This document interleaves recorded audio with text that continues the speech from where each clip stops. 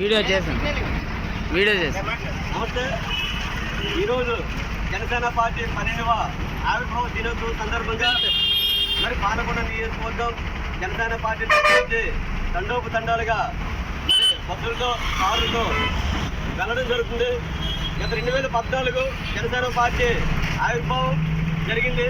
మరి నేటికి 11 సంవత్సరాలు పూర్తి చేసుకొని ఈ సందర్భంలో మరి ఏదైతే వైఎస్ఆర్సీపీ పార్టీ జనసేన పార్టీని టార్గెట్ పెట్టిందో మరి 11 సంవత్సరాలు పూర్తి చేసుకున్న సందర్భంగా 11 సీట్లకే పరిమితం చేయడం జరిగింది పవన్ కళ్యాణ్ గారు. అలాంటి పవన్ కళ్యాణ్ గారి నాయకత్వం ఈరోజు కేవలం ఒక ఆంధ్రప్రదేశ్కే కాదు యావత్ భారతదేశానికి కూడా ఆయన యొక్క నాయకత్వాన్ని కావాలని దేశ అగ్రనేతలు కూడా కోరుకుంటున్నారు. అలాంటి పవన్ కళ్యాణ్ గారి నాయకత్వంలో గత 10 సంవత్సరాల నుంచి జనసేన పార్టీ కోసం పనిచేయడము మా అందరికి కూడా ఎంతో గర్వకారణంగా ఉంది. ఇలాంటి మహోన్నత కార్యక్రమానికి 12వ జనసేన పార్టీ ఆవిర్భావ దినోత్సవానికి చెలో పిఠాపురం చెలో పాలకొండ నియోజకవర్గానికి వెళ్ళడం జరుగుతుంది.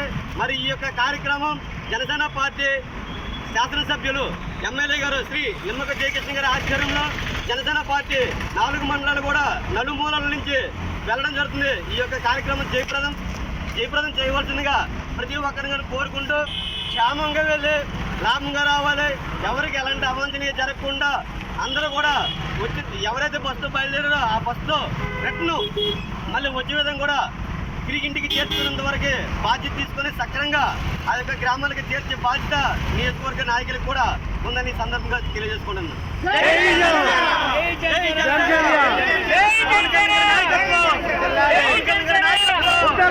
ఎమ్మెల్యే గారి నాయకత్వం, ఎమ్మెల్యే గారి నాయకత్వం. Hello Palakonda, hello Palakonda, hello Palakonda.